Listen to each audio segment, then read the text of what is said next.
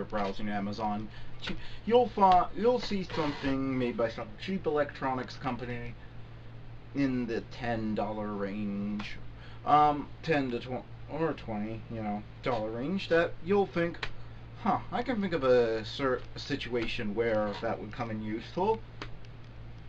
For me, this is one of those things. It seems to be called, although I can't find the brand name on the actual packaging, but from my order it seems to be called the iPazzPort wireless handheld keyboard. Now, once in a while I'll be up at night, I will have gotten into bed, then I'll get an idea for an idea for a story or something, and I want to jot it down real quick, but I won't want to go to all the trouble of getting up and, going to the computer keyboard, because I'm the laziest person who ever lived, and I'm hideous because of it. And so this seemed like something that might come in handy for that. Is it? Well, let's open it up and see. Okay, it comes in one of these clamshell case things that I normally get a bunch of cuts on my hand when I try to open them, cutting them open with a pair of scissors. But thankfully, for something that comes in the $10 to $15 range on Amazon, it's actually not in one of those cheapo ones. It's in one of the ones that opens up, so that's nice. You don't have to damage the packaging. And it's interesting that it says on the back that this is the updated version for 2015, so I guess these have been around longer than I was aware, and I just haven't come across them yet. So, opening it up, find a user manual here with instructions in both English and what I think is Chinese. I'm not exactly sure. I'm not exactly sure what the difference is between the characters in those languages. I suspect they have the same trouble with us in Russian, since Russia looks almost exactly like ours, only they put some of the letters backwards and such. It's okay. It explains things. There are a few pronouns missing, but I've had far worse booklets come with stuff. There's a charging cable. It goes into one of those older mini USB slots. Those bigger ones that you don't see anymore because, hey, they're halfway between the full size and the size we use now, so what's the point? And one nice feature, they have like a splitter, and I've tried it, and you can plug in the receiver here, because it works.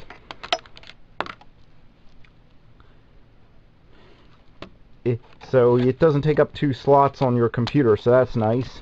You have the backing board, which is odd in that it looks old. It looks aged. It looks like it's aged, but this is new version for 2015, so it can't be. Here's the unit itself.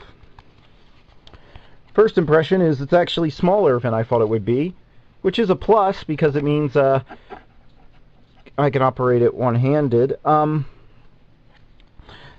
Yeah, you have a on-off switch here. I'm not sure what this is for. You have some sort of button. I guess it's for a flashlight or something. Let me see. Oh, yes, it is a flashlight. Okay, it's a... Wow, really bright LED. Is this a power switch or something? Okay, so you got an LED. I guess so if you're using it at night like I am. You have a charging cable, and you may be wondering, where's the receiver? It has to have some sort of receiver, right, plugged into your computer. Well, right here. And it slides in here. And a really nice thing, look, you may think that you'd have to put up with this little hole here, which might be a little annoying, but nope.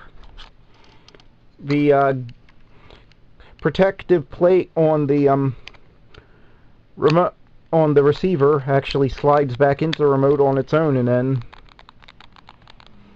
covers it. It's really light, and the buttons do feel pretty definite. It feels like an old cell phone when they first started putting real keyboards on them. And the only thing I can say against it on the design standpoint is that people like my mother probably would never use this because it's really rubbery. It has a real rubbery, not plastic feel. And that sort of feel always causes my mom's skin to crawl out of control, and she can't stand to touch anything with this kind of texture. So if you have a problem with things feeling rubbery, and yeah, fresh out of the case, it does smell like rubber, has a strong rubbery odor, then this really isn't for you. But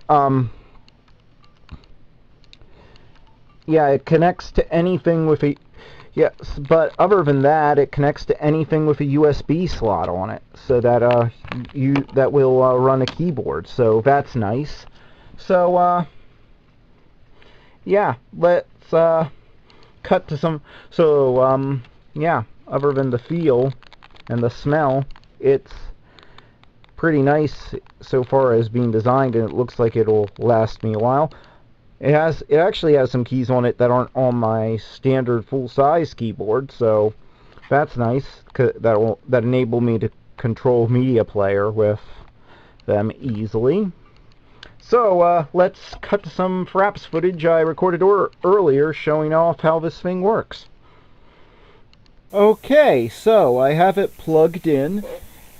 And it's plugged in with my regular keyboard and mouse, but it doesn't seem to be causing any confusion or anything to Windows. It took about a minute to install the driver, which was done automatically. I'm using Windows 7, so yeah. Let's see. I'm trying to remember. Yeah. Okay, that's the wrong button. Let's see if I can go into LibreOffice and type something out. That's the real test of any keyboard. I wouldn't recommend this for typing out a novel or anything, but so far, as you can see, it's really responsive. There isn't any lag. I expected there to be some lag with something this cheap and using a touchpad instead of a mouse, but no, it's actually, I wouldn't be trying to play, you know, let's say,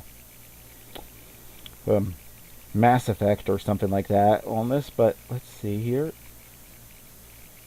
Alright, if I can get LibreOffice to open. That's just my chair. I need to get some oil or something. Anybody know how to silence an office chair? Do do do do do. Bum bum bum bum bum bum bum bum bum bum. Alright. Alright, writer document. Come on.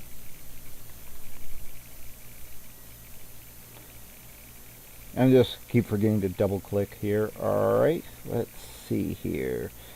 Let's try and use tab, right? It's detecting it.